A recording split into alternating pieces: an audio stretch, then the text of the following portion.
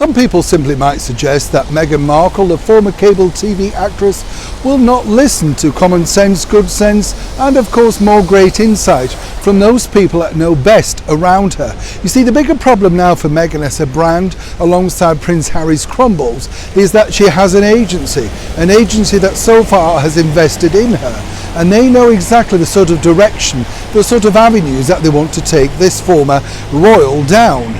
Now, of course, you can only make someone go down that particular route if they truly believe in it. But according to a very well-placed source, following this release, Meghan, again, was explosive. As ever, let me explain. Hi, good morning, how are you? Nice to see you. And as ever, thank you so much for joining me on a rainy day in London town. That sounds a little bit like a song, doesn't it? Or was it a foggy day in London town? Frank Sinatra. I know, well, it's been a long day.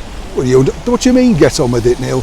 I know, but you know what I mean. It's you always think of a song title, don't you? Do you like that? You listen to a song on the radio, it's stuck in your head all day, isn't it? Chirpy, chirpy, cheep, cheep. Do you remember that one? Was it Middle of the Road? Anyway, I'll let you work that one out. Back as ever to your breaking royal story of the day. Quite literally fresh from this wonderful video showing, of course, the royal children, Princess Charlotte, Prince George, and of course Prince Louis at a baby bank in Windsor, one of the charitable foundations that, of course, the Princess of Wales, Catherine, is very much aligned to. Shows really the true sentiment, one might suggest, of the late and beautiful Princess Diana. There is Catherine taking on the same mantle, showing her very privileged children how the other half have to live, survive and move forward. But really, on a more serious note, highlighting the charity. This is the point of royalty. You know, people are very cruel about exactly what do the royals do. But I would say this, that Catherine does an incredible job, because being a young mum herself, taking her 3 children along, really makes sure that this gets the front pages and traction that is needed around the world. Over in Montecito, Meghan and Harry once again decided to make it about themselves. Or did they?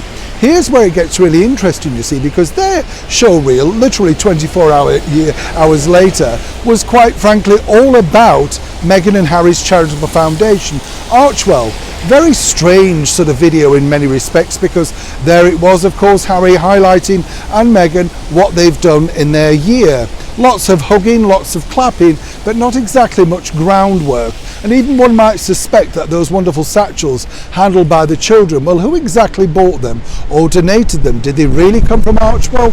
The detail is there, but not there, if you get the picture.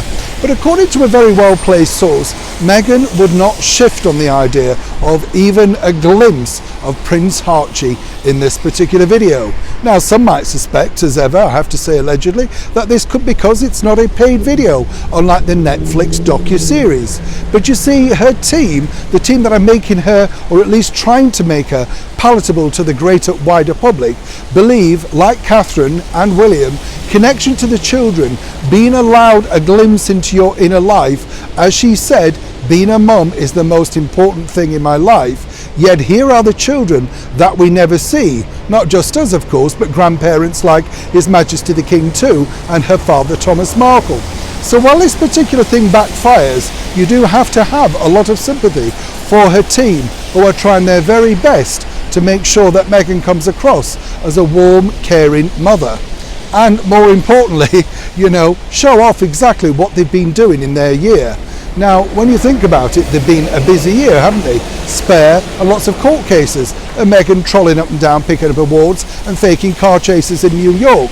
Oddly enough, that wasn't included.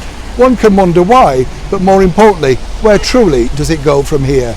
All looking a little bit too desperate. Neil Sean in the very heart of London.